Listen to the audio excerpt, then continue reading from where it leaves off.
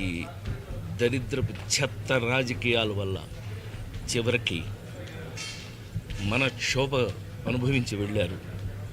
అది భగవంతుడు చూసుకుంటాడు, డెఫినెట్ చూసుకున్నాడు, భగవంతుడు చూసుకున్నాడు. కానీ ఆయన ఆ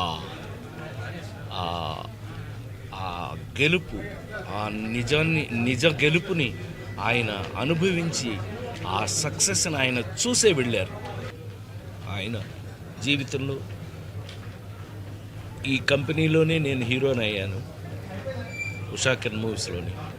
అలాగే జీవితంలో కూడా ఎన్నో విషయాల్ని వారు ఒక బిడ్డలాగా వారి దగ్గర కూర్చోబెట్టుకుని నాకు ఎన్నో విషయాలు నేర్పారు. వారు రిపీటెడ్గా అనేక సార్లు చెప్పిన ఒకే మాట, ప్రసాద్, నీకు గుర్తింపు లేని చోట నువ్వు వెళ్ళకు, నిన్ను ప్రేమించిన చోటకే నువ్వు వెళ్ళు అని ఎక్కువసార్లు చెప్పేవారు. అయ్యా అలాగండి, తప్పకుండా.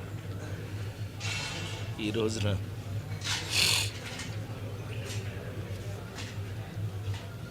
జాతస్యహు మరణం ధ్రువం అని అందరం వెళ్ళిపోవాల్సిన వాళ్ళ పెద్ద ఆయన, ప్రేమగా పెద్ద ఆయన అని పిలుచుకునే శ్రీ రామోజీరావు గారు దైవ సన్నిధిలోకి వెళ్ళిన సందర్భంగా వారు నిజంగానే ఒక మాటని మాత్రం మనం గుర్తు చేసుకోవాలి. అంతటి మహానుభావుడు ఈ దరిద్రపు చెత్త రాజకీయాల వల్ల చివరికి మన క్షోభ అనుభవించి వెళ్ళారు. అది భగవంతుడు చూసుకుంటాడు, డెఫినెట్ చూసుకున్నాడు, భగవంతుడు చూసుకున్నాడు. కానీ ఆయన ఆ గెలుపు, ఆ నిజ గెలుపుని ఆయన అనుభవించి ఆ సక్సెస్ని ఆయన చూసే వెళ్ళారు.